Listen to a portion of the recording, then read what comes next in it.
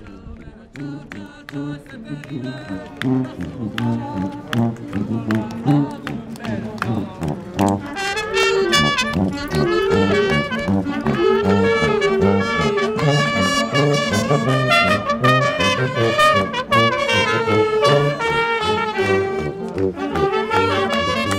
sais pas vous, mais je trouve que ça fait revivre. Moi, ce que je ressens depuis la salle, entre la salle de cinéma, la sortie en fanfare et venir ici, c'est que bon sang, on revit.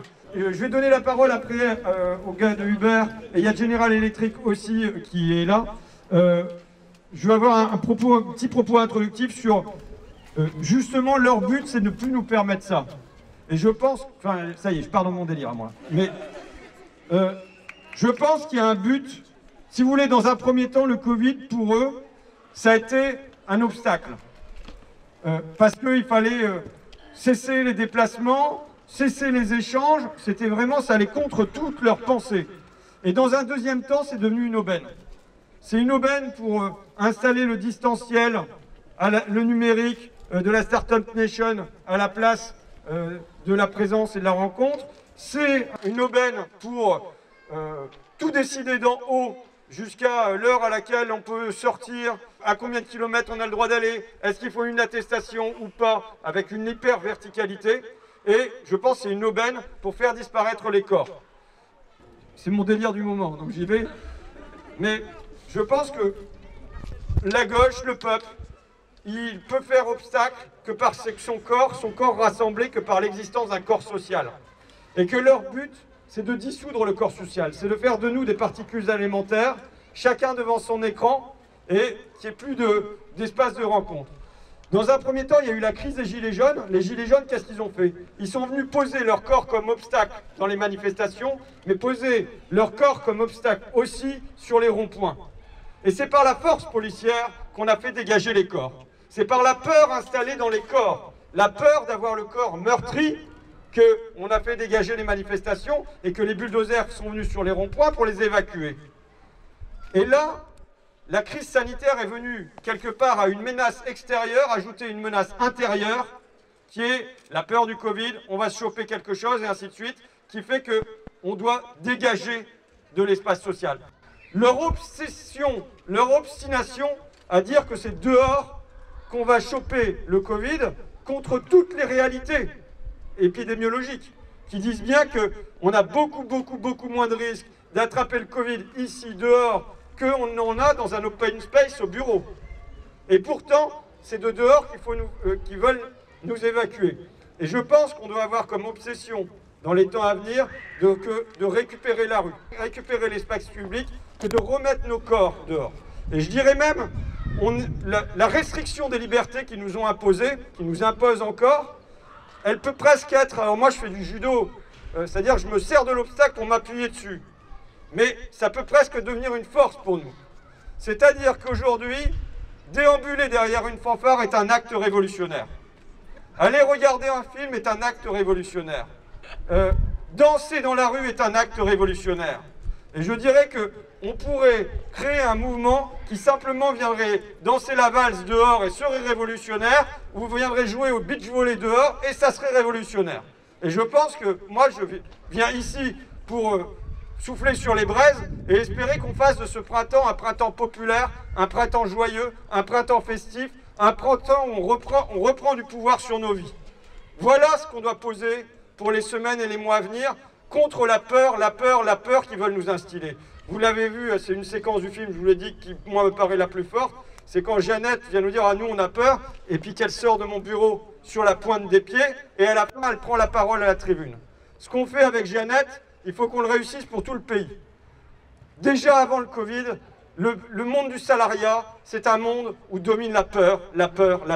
Moi, je le vois depuis 15 ans chez moi. Si on ne comprend pas que la peur est au cœur de l'âme des hommes, installée, ancrée aujourd'hui, on ne parviendra pas à la chasser pour remettre de l'espoir.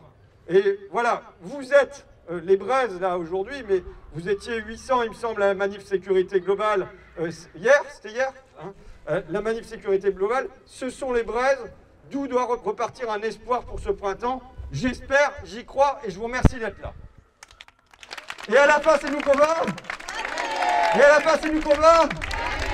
Alors, je vais passer la parole aux Uber Eats et ensuite à General Electric. Allez-y, venez, si vous voulez.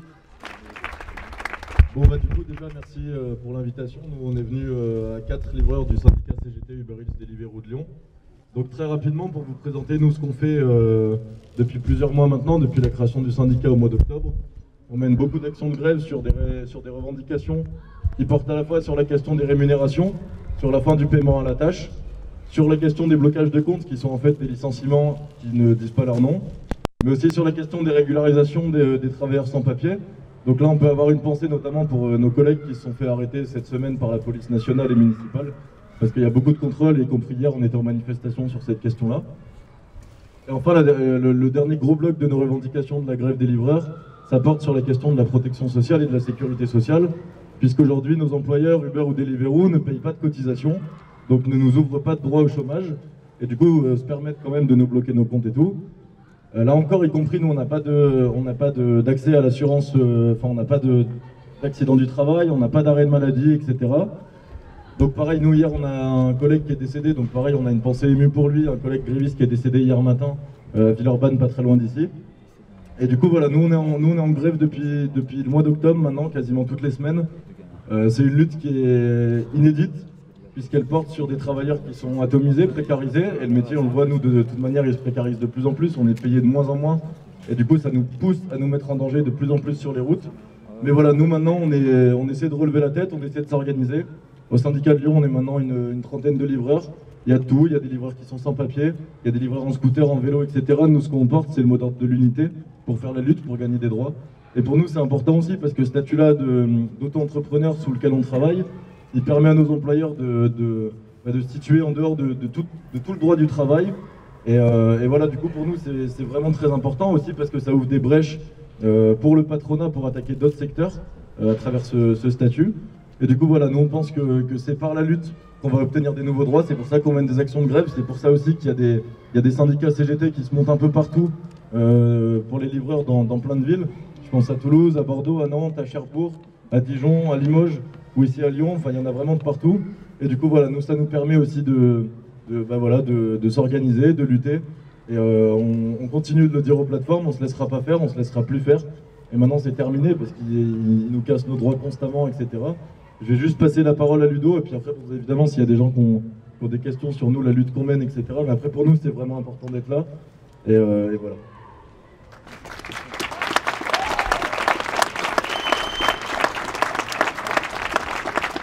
Et du coup, pour rebondir sur ce qu'a dit Pablo à ce propos, effectivement, les attaques qu'on a subies dans notre secteur, donc et la livraison sur la question de l'abus du statut d'auto-entrepreneur, c'est des attaques qu'on peut observer partout ailleurs. Le fait d'utiliser des salariés sans leur donner le statut de salarié, les droits et cotisations qui vont avec, y compris dans l'aide à la personne, où on trouve des plateformes de mise en relation qui vont faire bosser des aides-soignantes à l'hôpital Saint-Jean-de-Dieu, on a vu de ça par exemple, pour 12 € de l'heure, sans rien du tout, sans statut de salarié, etc. etc. Et c'est des attaques qui se généralisent et a fortiori qui peuvent arriver dans n'importe quel secteur. Parce qu'effectivement, c'est dans l'intérêt des capitalistes de faire bosser les salariés pour toujours moins cher.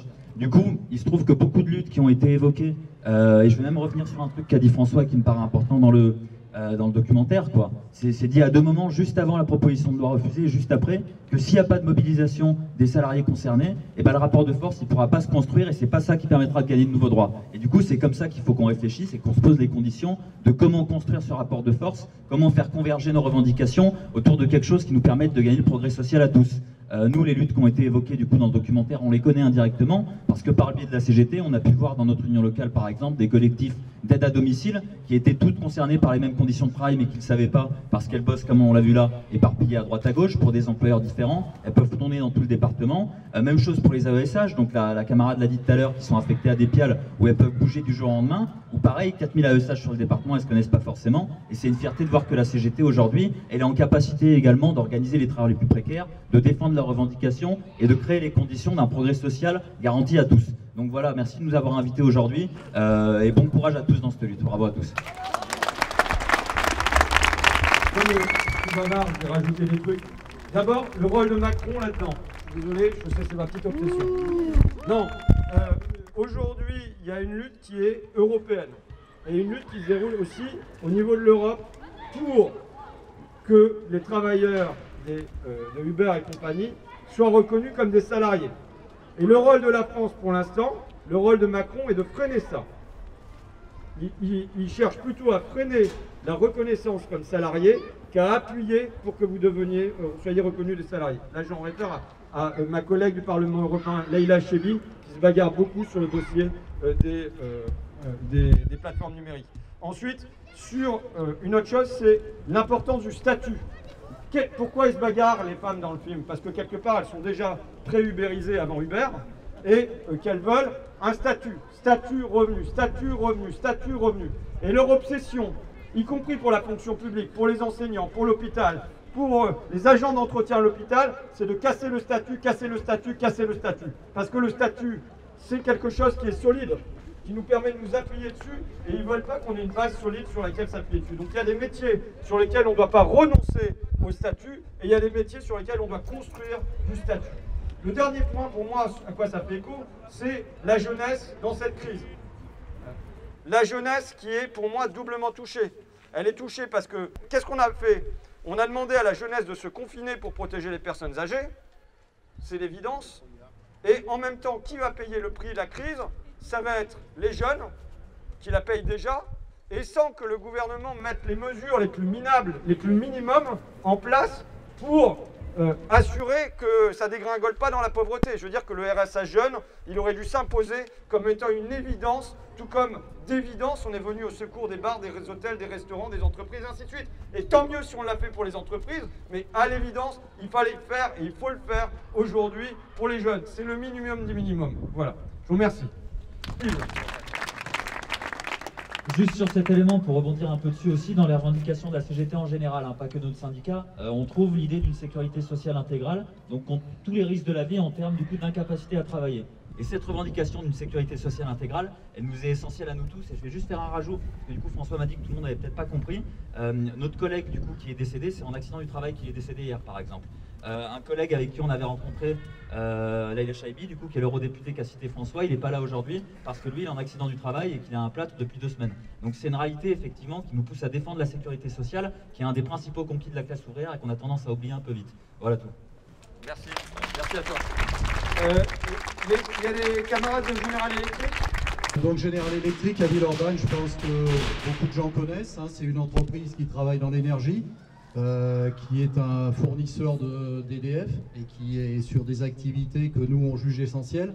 On a mené une grosse bataille sur Villeurbanne pour conserver nos emplois. On était sur une grosse restructuration et une externalisation de nos activités en Chine et en Inde.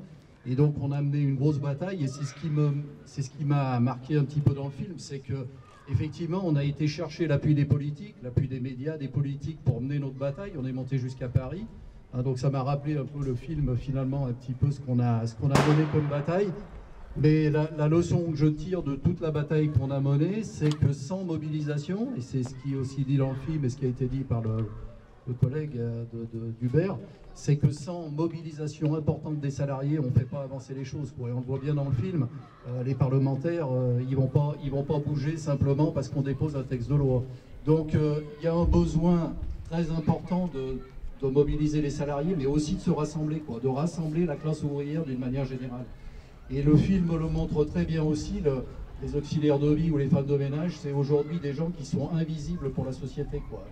Dans l'entreprise où je travaille, les femmes de ménage, elles viennent le matin et elles reviennent le soir. C'est-à-dire que les salariés, il n'y a pas de lien entre les salariés de l'entreprise et les salariés qui viennent finalement faire le ménage. Je suppose que c'est pareil dans l'enseignement, où les auxiliaires qui viennent, ils sont un petit peu les invisibles, on voit les enseignants et peut-être pas forcément les autres. Donc il y a du lien à créer entre dans ce monde de travail et de la convergence de lutte aussi entre les différents métiers. Parce qu'on se bat finalement un peu chacun de notre côté, on mène des batailles qui sont trop isolées. Voilà. Et donc vous avez largement gagné.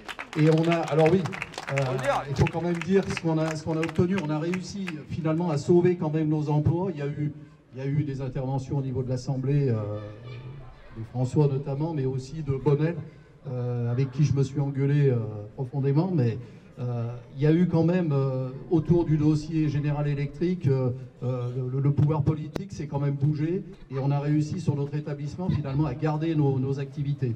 Hein, il y a un plan social, tout n'a pas été gagné, mais on a quand même sauvé des activités sur la France. Voilà. Merci. Quand on gagne un peu, il faut le dire aussi, sinon on oublie, et puis ça donne pas envie aux gens de se bagarrer si on leur dit qu'on perd, on perd, on perd, on perd, on perd. Juste, moi je rebondis, pour moi, il y a la rue et les urnes, quoi. Si jamais il n'y a pas la rue, les urnes, ça servira à rien. Au moment du Front Populaire, il n'y a pas un député, enfin il y a très peu de députés qui imaginent donner 2 semaines de congés payés. Et à partir du moment où ça bouge, il y a un député sur toute l'Assemblée nationale qui va s'opposer aux congés payés. La différence, c'est que ça a bougé dehors, c'est tout. Et si jamais ça bouge dehors, si jamais il y a des gens qui ne sont pas trop de mauvaise volonté en face, il y a moyen que ça avance. Mais il faut que ça bouge dehors. On fait des temps d'échange sur le film, sur n'importe, sur le General Electric, sur Uber Eats, sur les auxiliaires de vie, sur ce que vous voulez. Qui veut la parole, quoi? Allez-y, vas-y, vas-y. Bonjour, déjà je voulais vous remercier pour votre film et notamment la posture d'accompagnateur que vous avez eue et que vous avez actuellement. Vous laissez prendre la parole aux personnes concernées. Moi-même j'ai réalisé un film sur la migration capverdienne et je me considère vraiment comme un accompagnateur. Et je refuse maintenant de prendre la parole seul derrière mon film parce que je suis ni migrant ni capverdien et donc je forme ces personnes-là à pouvoir témoigner en public. Et je trouve que ça c'est très beau et du coup je voudrais adresser un mot à mesdames, mais aussi à messieurs d'Uber Eats et de Schneider Electric. Permettez-moi de vivre mon rêve, c'est-à-dire celui de la mort politique de François Ruffin, à votre profit. Je pense que François Ruffin n'est ici que de façon transitoire pour vous permettre à vous d'accéder à là où il en est actuellement lui et de garder ça vraiment en tête. Pour qu'on puisse vraiment réaliser les changements en profondeur qui méritent d'être faits. Et si François, même dans ton discours, on sent que tu te sens condamné à la défaite, je pense que vous êtes vraiment condamné à la victoire par la force de votre propos et la force de l'expérience que vous avez vécue. Merci. Maintenant une femme, c'est obligé. Allez-y. Mesdames, vas-y. Bonjour, je suis assistante maternelle depuis peu. Avant, je travaillais en crèche. Et c'est vrai qu'on n'est pas très représenté dans ce film, on parle un peu de nous quand même. Mais notre statut, on pourrait dire que par rapport aux auxiliaires de vie, on est à envier parce qu'on reste chez nous. Mais en fait, c'est tout le contraire, on est isolé. Il n'y a personne avec qui parler de nos problèmes avec les familles. On est mal payé aussi. Payer 3,50 € net de l'heure par enfant. C'est très difficile de trouver un contrat en dessous de 40 heures et de toute façon ça ne suffirait pas pour gagner notre vie. Et on nous dit oui mais avec plusieurs contrats 40 heures et puis vous avez un agrément pour 3 enfants, vous cumulez, vous arrivez à plus que le SMIC. Mais à quel prix pour notre vie familiale? À quelle heure on commence? À quelle heure on finit? Et on nous demande de travailler le week-end parfois. C'est usant et on a parfois des enfants qui sont en difficulté, des familles qui sont en difficulté. Et en crèche, quand on travaille en crèche, on bénéficie d'un travail d'équipe, de la possibilité de demander à des psychologues, à des médecins de venir observer les enfants. Et là, il n'y a aucun support, il n'y a rien. On parle des voies d'assistante maternelle et malheureusement, moi le mien il est à plus de 3 km. Pourtant je suis en ville. Impossible d'y aller avec les enfants et puis de toute façon j'aurai une place une fois toutes les 3 semaines. Voilà, donc c'était pour pouvoir exprimer un peu nos difficultés sur le terrain, qui sont pas forcément les mêmes, mais tout aussi parfois compliquées, parce que l'isolement, c'est pas simple quand on est avec des enfants en bas âge toute la journée. Voilà. Il faut savoir que c'est mon gros regret dans le film, c'est qu'on n'a pas d'assistante maternelle. Et j'ai même proposé à Gilles parce qu'on a tourné pendant le Covid, notamment, et à ce moment-là, on n'avait pas d'assistante maternelle sous le coude, pour ainsi dire, chez qui aller pour aller observer le boulot. Et après avoir fait des rencontres et tout ça, j'avais proposé à Gilles qu'on aille retourner, mais en fait, ça aurait fait hyper artificiel, cinématographiquement parlant, que de venir réinsérer a posteriori, ça n'aurait pas marché. Vraisemblablement, on n'a pas essayé, Gilles a freiné, mais donc c'est de sa faute. Non, mais je pense qu'il a eu raison cinématographiquement, mais c'est mon gros regret parce que, je vais dire ce que je pense du statut d'assistante maternelle. C'est un statut hyper bâtard, où on dit que théoriquement vous êtes employé des parents, c'est-à-dire que les parents doivent s'improviser employeur du jour au lendemain. C'est pas possible. En fait, l'assistante maternelle, vous me contredirez si je dis des bêtises, mais elle se retrouve à être quasiment auto-entrepreneur, elle est rechercher des contrats comme si elle était commerciale, parce que tous les ans, au mois de septembre, il y a des enfants qui vont entrer à l'école, il y a des parents qui vont déménager, et ainsi de suite, et donc ça veut dire des chutes de revenus qui peuvent être très très importantes à peu près tous les ans. Donc il faut aller rechercher des nouveaux contrats. Le contrat, c'est souvent les assistantes maternelles qui le font elles-mêmes, donc elles sont quasiment auto-entrepreneurs. Et avec une amplitude horaire qui est comparable à celle des auxiliaires de vie sociale, parce qu'il y a des parents qui viennent déposer les enfants à 7h30 du matin, et puis il y en a d'autres qui viennent les rechercher à 7h du soir. À domicile, on peut croire que c'est un avantage parce qu'on n'a pas à bouger, mais ça veut dire le domicile, on est présent en permanence, le mari peut en avoir marre d'avoir des gamins dans les pattes, je le dis comme ça, hein, mais, par ailleurs, il y a la formation, c'est le samedi, quand on fait de la formation, c'est le samedi, c'est-à-dire en dehors du temps de travail qu'on va faire des heures de formation. Bref, tout ça, plus de la moitié des assistantes maternelles sont sous le SMIC, hein, 58%. Donc voilà, alors qu'il y a une amplitude, vous êtes sous le SMIC, alors qu'il y a une amplitude horaire qui est énorme. Alors, la semaine dernière est passé le premier texte de la mandature sur les assistantes maternelles. Il n'y avait rien à l'intérieur, mais vraiment rien. Alors j'ai déposé des tables d'amendement et tout ça. D'abord, ils voulaient le faire en procédure simplifiée. Ça veut dire qu'il n'y a même pas à aller à la tribune pour causer des textes. C'est dire leur respect du truc quand il va y avoir un texte dans toute la mandature sur les assistantes maternelles et ils se disent « Oh, ben on va le faire en procédure simplifiée, comme ça on n'aura même pas à aller en discuter à la tribune. » Vous voyez, pour que ça aille plus vite, quoi. Comme une espèce de formalité administrative. Et pour vous dire, le respect suivant, c'est que le ministre qui était au banc du gouvernement, c'est Cédric O, qui est secrétaire d'État au numérique. Autrement dit, assistante maternelle, il ne sait pas ce que c'est.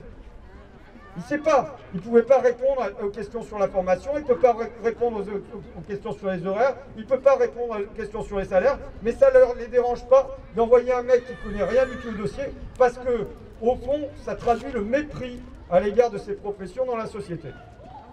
Voilà, c'est ça qui était traduit jeudi dernier, et il n'y aura pas de nouveau texte sur les assistantes maternelles. Alors même que ce sont des professions dont Macron disait que le pays repose tout entier sur ces femmes et ces hommes que nos économies reconnaissent et rémunèrent si mal. Mais rien n'a changé depuis l'année dernière. Quelqu'un d'autre? Excusez-moi, ça y est, je prends la parole et puis c'est parti. Il faut dire que ça fait longtemps qu'on n'a pas eu l'occasion de faire des meetings comme ça. Vas-y. Alors j'avais pas trop prévu de parler du coup. Plus près le micro. Vous m'arrêterez si je tourne en boucle. Du coup, vous avez dit le mot indécent et je trouve que, en fait, là, moi je suis très en colère. Ça fait 7 années que je suis auxiliaire de vie. J'ai un parcours qui m'a amené ici. Voilà, je suis surdiplômée pour mon travail, mais en fait je reste parce que je trouve que c'est un très beau métier. Et en ces temps-là, cette année, pour mon entretien individuel, je vais vous en faire part parce que je suis vraiment très heureuse et j'ai eu une augmentation, parce que j'ai osé demander une augmentation. J'ai regardé ma fiche de paie, mais ouais, non, n'applaudissez pas. On m'a augmenté de 20 centimes € brut de l'heure. Si ça, c'est pas indécent, c'est incroyablement cynique en fait. Même ma responsable de secteur avait l'air tout embêtée de me dire, bah voilà, il y avait 4 personnes augmentées, j'ai pu vous augmenter. Voilà, il ne faut pas mettre tout le monde dans le même panier. Il y a des responsables de secteur qui sont des administratifs, qui se battent aussi pour améliorer nos conditions de travail. Moi, ça fait 7 années. Moi, je travaille pour une entreprise privée et ça aussi, je pense qu'il faut vraiment l'aborder parce qu'en fait, c'est pas la même chose que les travaux, enfin, tout ce qui est aide à la personne soit soumis. Enfin, c'est un marché en fait.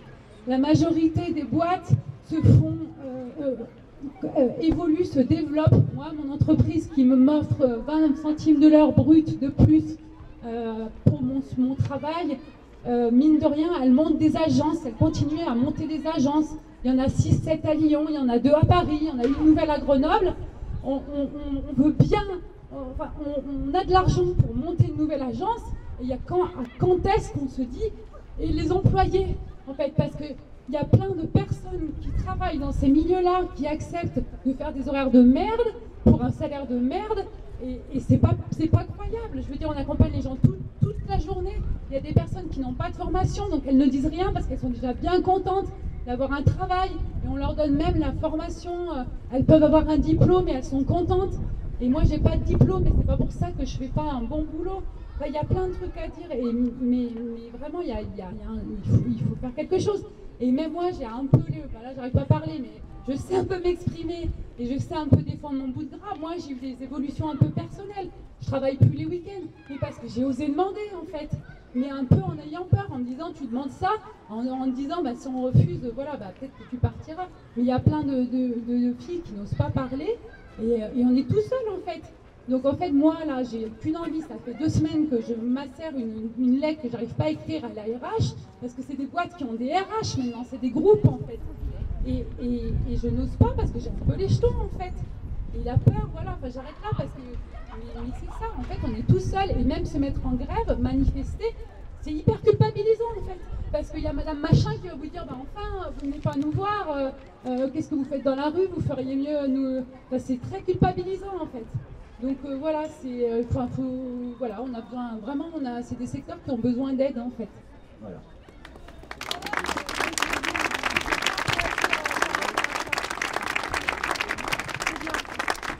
Je voulais réagir par rapport à ça parce que, en fait, c'est ça, cette solitude et cet isolement. Et aujourd'hui, voilà, on est plusieurs à réfléchir à tous ces trucs et je me dis, la solution, en tout cas, elle paraît être de tous se resyndiquer. Peu importe, choisissez les syndicats que vous voulez. Tu avais besoin d'écrire pour ta lettre, je ne sais pas où tu es, mais tu peux trouver des gens qui peuvent t'accompagner. Voilà, et il y a un truc, bon, je suis gilet jaune de départ, et après j'ai travaillé avec des syndicats, maintenant je travaille avec des syndicats, mais il s'est passé un truc important pendant les gilets jaunes. C'est que, d'abord, ça a cassé complètement les syndicats. Et ça a été vraiment un truc, une dualité, mais très forte. Les gens se sont pris la tête, limite à se battre vraiment sur les ronds-points. Ça a été très fort. Par contre, ce qui s'est passé bien après, il y a eu des convergences de lutte. Et là, on s'est mis ensemble, on a fait des trucs, et aujourd'hui, on construit des trucs tous ensemble. Ça les a un peu secoués, mais pas en mal, en fait.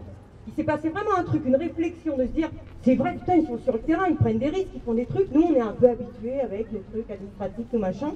Aujourd'hui, peut-être c'est l'heure.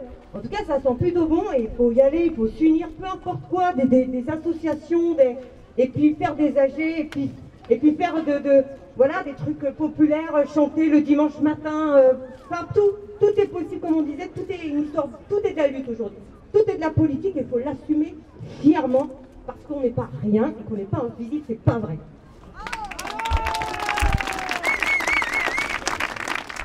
C'est pas du documentaire télé, finalement, qui vient vous dire, bon, bah voilà comment est la profession d'auxiliaire de vie, voilà combien elle gagne, voilà leurs horaires et tout ça. Mais c'est de construire une histoire et d'emmener les gens vers quelque chose. Les témoignages qu'on a entendus là, notamment de madame qui disait, bah voilà, on n'ose pas se mettre en grève parce que sinon, bah, c'est la mamie qui va se retrouver toute seule chez elle. Moi, je pense que c'est par ça que la société tient aujourd'hui. L'hôpital tient par ça. Il tient par la culpabilité des soignants qui se disent, bon sang, si j'y vais pas, si je prends pas sur moi, en fait, l'expression du moment, c'est prendre sur soi. Je pense que les gens partout, ils prennent sur eux et que c'est par cette bonne volonté-là que le système tient encore. Ça se voit pour moi particulièrement dans le film, quand on est à l'hôpital et qu'on a l'infirmière qui coud elle-même sa surblouse à son domicile, c'est-à-dire qu'en plus de faire le boulot auprès des patients, elle rentre chez elle avec ses gamins et tout ça et qu'elle décide de coudre sa surblouse, c'est prendre sur elle, c'est prendre sur son temps. Et ensuite, quand on a l'aide-soignante dans l'hôpital qui dit les gens, il faut courir toute la journée et puis tout ça, mais on aimerait leur donner encore plus. On sent toute sa bonne volonté, immense. C'est-à-dire, on lui demande de courir, et en plus, elle culpabilise parce qu'elle dit, on aimerait pouvoir leur proposer un verre d'eau et tout ça. Et je pense que dans ces deux petites scènes, c'est par là que le système tient.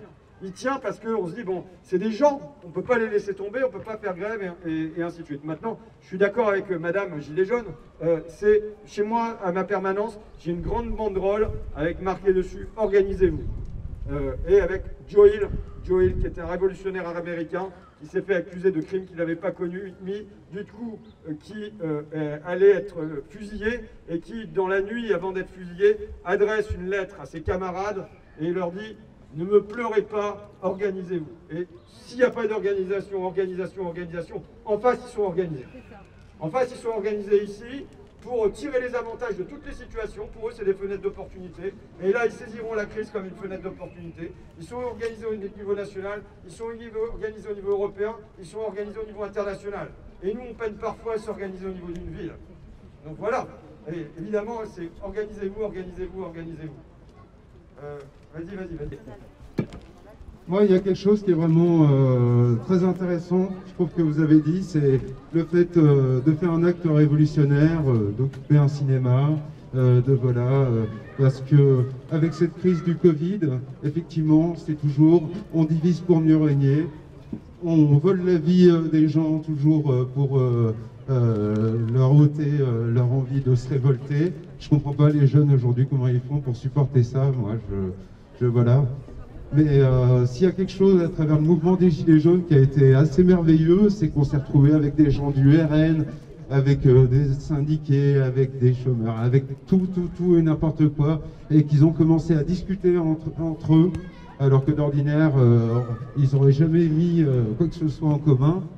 Et là, à force de parler de leurs difficultés, il est ressorti des revendications, il est ressorti beaucoup de fraternité. Et je pense que c'est l'une des choses qui a fait le plus peur au pouvoir, le fait que les gens se reparlent entre eux et que des petits vieux qui jamais auraient manifesté de leur vie, ils soient sortis. Voilà, donc je pense que l'union fait la force.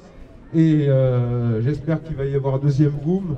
Là, il paraît que Macron veut reverdir son bilan. J'espère qu'il va être assez con pour nous remettre une belle écotaxe. Donc la France se rejaunisse ou se rougisse. Voilà. Mais voilà, bon. Voilà. Merci à tous. Bonsoir à tous. Et merci pour ce film, hein, bravo. Moi, je voulais mettre une note un peu joyeuse. Et vous dire que c'est nous la force créative.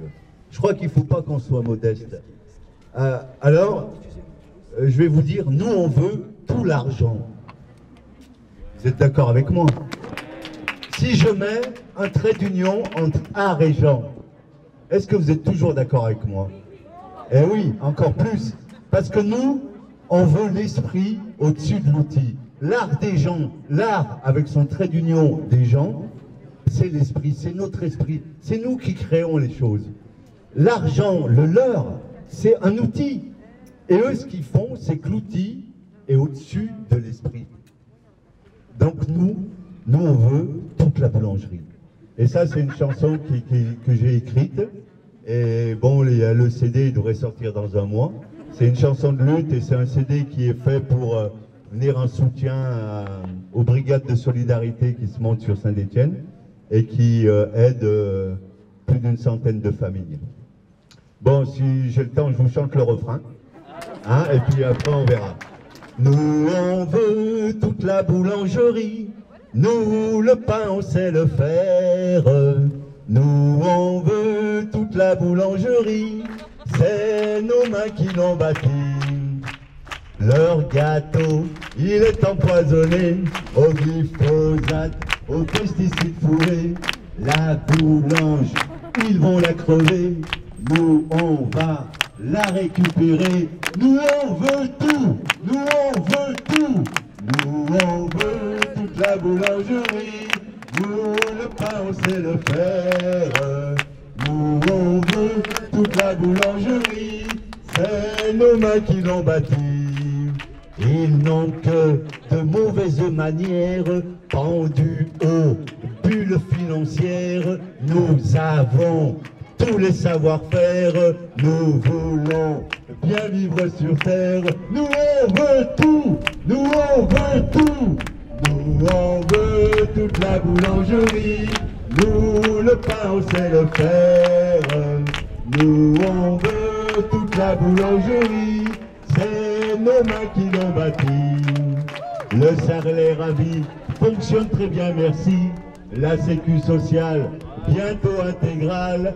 Tout est déjà là pour le bouquet final, prendre en main notre travail, poser nos deux mains sur de bons rails, lâchons toute la fanterie de nos compétences, de nos intelligences, lâchons toute la fanterie, c'est l'heure maintenant de l'argent contre le leurre fumant, de l'argent. Qu'est-ce que c'est le trait d'union entre l'art et les gens? C'est la force créative de beauté, de vie de la classe ouvrière. Voilà.